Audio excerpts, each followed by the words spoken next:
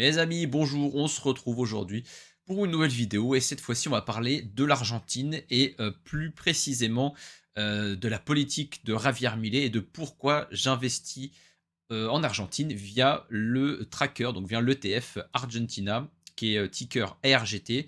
J'ai une position dessus depuis un petit moment aux alentours des 75-76 dollars je crois. Et donc je vais vous expliquer pourquoi moi je suis bullish sur l'Argentine, pourquoi j'ai investi là-bas. Et donc avant tout, c'est que je mise sur le succès de la politique de Javier Milei. Alors Javier Milei, qu'est-ce qu'il a fait? Déjà pour comprendre ce qu'il a fait, il faut comprendre la situation de départ qui était catastrophique, qui était vraiment critique. Pour illustrer ça, je vais vous donner les chiffres de l'inflation avant qu'il arrive. Alors inflation annuelle avant qu'il arrive, 211%. Taux de pauvreté 42%, croissance du PIB négative de 1,8%, donc on est dans une très grosse récession, déficit public 13%. Donc c'est monstrueux. On arrive là-dedans, franchement, je ne vois pas comment on peut s'en sortir, sachant que le peso s'est déprécié énormément. Il n'y a rien qui va. Il n'y a vraiment rien qui va. Donc lui, il est arrivé, il a tout cassé, parce que c'est ce qu'il fallait faire. Donc pour beaucoup, je sais que dans les médias français, les politiques français le détestent parce qu'ils le voient comme un mec complètement cinglé. Alors il est peut-être un peu fou, mais comme un mec complètement cinglé qui est venu pour saboter encore plus. Mais non, il est arrivé dans un pays déjà complètement saboté, qui était coulé déjà. Il n'était pas en train de couler, c'était coulé déjà. C'était une situation horrible.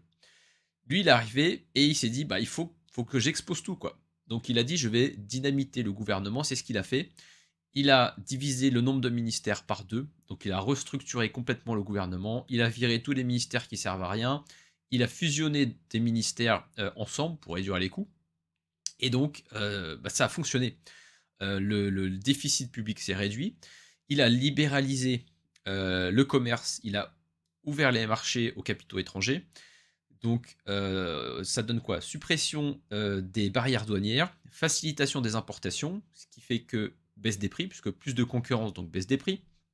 Tout ça, ça aide à baisser l'inflation. Et encouragement des investissements étrangers pour redynamiser l'emploi.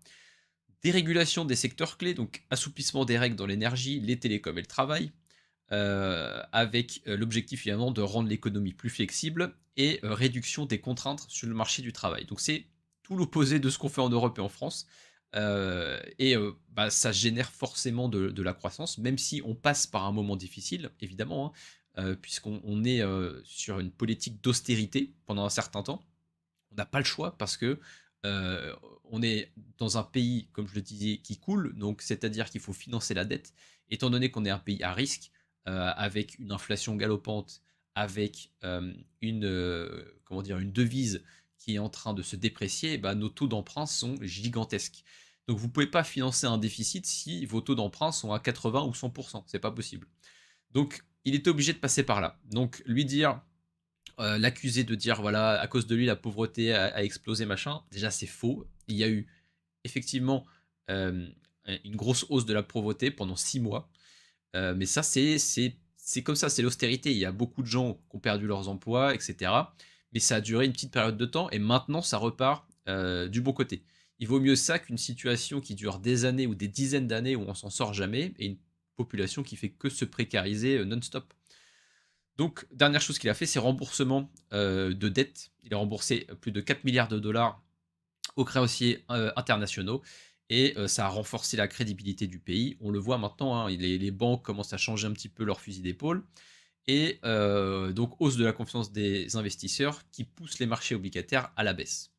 Ça nous donne quoi? Ça donne que le taux d'intérêt euh, maintenant est de 32%. Je ne sais pas si vous vous rendez compte, c'est énorme, mais ils ont déjà baissé les taux 8 fois grâce à la baisse de l'inflation et ça a baissé les coûts des emprunts de 133%.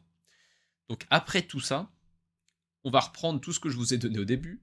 Donc l'inflation est passée de 211 à 39,4%, la pauvreté de 42 à 38,1%, le taux de croissance qui était négatif de 1,8 est passé à plus 7,6 pour cette année, déficit public qui était de 13%, maintenant il est excédentaire de 0,3%. Donc, je ne sais pas si vous réalisez qu'on est passé d'une situation complètement catastrophique à une situation où là, si on regarde si on regarde les chiffres bruts et qu'on regarde aussi l'évolution, on se dit: «Bah, en fait, c'est incroyable, c'est un retournement, qui est juste phénoménal». Et pour ça, il fallait prendre des décisions extrêmement difficiles. Aujourd'hui, avec un plus de déficit public et avec des finances excédentaires, ça permet qu'il emprunte plus en fait, ou il emprunte beaucoup moins. Et avec les taux qu'il y a d'emprunter, en fait, bah, c'est parfait parce qu'il ne peut pas se financer, comme on disait, à 30. C'est délirant. Imaginez la France qui emprunte 100 milliards à 30. Vous devez payer 30 milliards d'intérêts tous les ans. C'est pas possible pour un pays qui veut s'en sortir. Donc là, en forçant le pays à être excédentaire et donc à le sortir de cette boucle de on s'endette pour essayer de créer de la croissance qui vient pas et donc il faut s'endetter encore plus et donc les taux d'emprunt montent encore plus, il a complètement cassé la dynamique et maintenant on repart sur des bases beaucoup plus saines. Alors oui, il y a eu quelques mois difficiles, il y a peut-être eu un an vraiment difficile, mais là on va repartir du bon côté. Et donc je vous disais que on commence un petit peu à changer le fusil d'épaule. Donc ici, c'était le PIB en croissance de 7,6%. Et on a même l'UNICEF qui a félicité le gouvernement pour avoir sorti 1,7 million d'enfants de la pauvreté. Donc, je ne sais pas si vous vous rendez compte que l'UNICEF, qui ne devait pas vraiment trop apprécier Milei il y a encore un an ou deux, maintenant, il le félicite. On a aussi cette stat qui est hallucinante. En février 2024, il fallait 31,4 salaires moyens pour s'acheter un véhicule standard. En mai 2025, donc un peu plus d'un an plus tard, il faut 17,4, donc quasi 2 fois moins. Et donc les Argentins achètent plus de voitures, c'est logique. Et c'est cette boucle-là qu'il faut lancer. Mais ça aurait dû être fait déjà il y a des années. Donc j'en reviens à mon ETF. Voilà pourquoi moi j'investis dans l'Argentine, parce que je pense qu'on est encore qu'au début d'un réveil argentin. Alors, c'est pas gagné. Attention, l'inflation est encore très forte. Là, on va dire que les grosses mesures qu'il fallait faire ont été passées, mais maintenant, c'est dans la durée que ça va se faire, et c'est là où ça va devenir difficile. C'est-à-dire que la situation pour tout le monde ne va pas s'améliorer tout de suite. Donc ça va prendre du temps. Est-ce que le peuple argentin est capable de ça, de tenir, de s'accrocher, et puis de repartir vraiment dans le bon sens sur 1 an, 2 ans, 5 ans? Ça, c'est pas gagné. Le peso s'est stabilisé, mais reste encore faible. Donc, il y a encore plein de challenges, mais évidemment, on n'investit pas quand tout est au beau fixe. Donc, pour moi, je pense que c'est une bonne situation pour rentrer. Le prix a été très volatile, hein, mais on est depuis, ouais, on va dire depuis la fin 2022, début 2023. Donc, lui, il est arrivé, si je dis pas de bêtises, décembre 2023. Il est arrivé voilà, à ce niveau-là, à peu près là. À ce niveau-là. Donc vous voyez que depuis, hein, c'est vraiment up only. Il y a évidemment eu la grosse baisse avec les tarifs de Trump. J'en ai profité moi pour en reprendre pas mal. Donc je dois avoir un average à 78, je pense, 76. Ce qui est pas trop mal.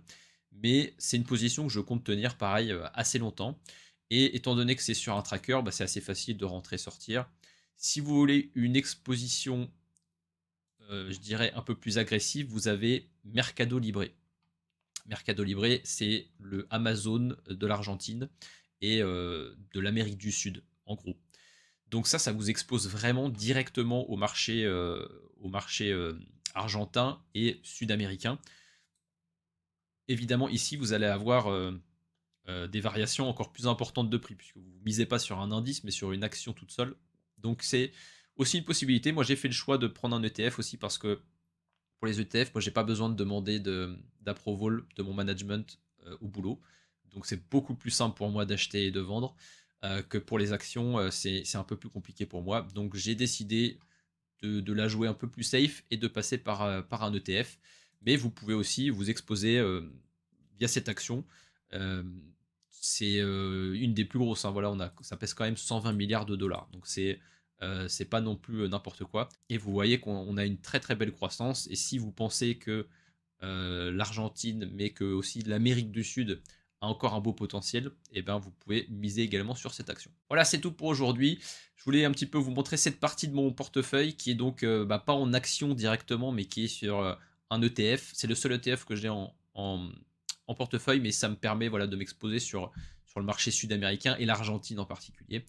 Donc voilà, j'espère que ça vous aura plu. Dites-moi si c'est le genre de vidéo aussi que vous aimez bien et puis j'en ferai un petit peu plus. Et sinon, on se retrouvera très bientôt pour une nouvelle vidéo.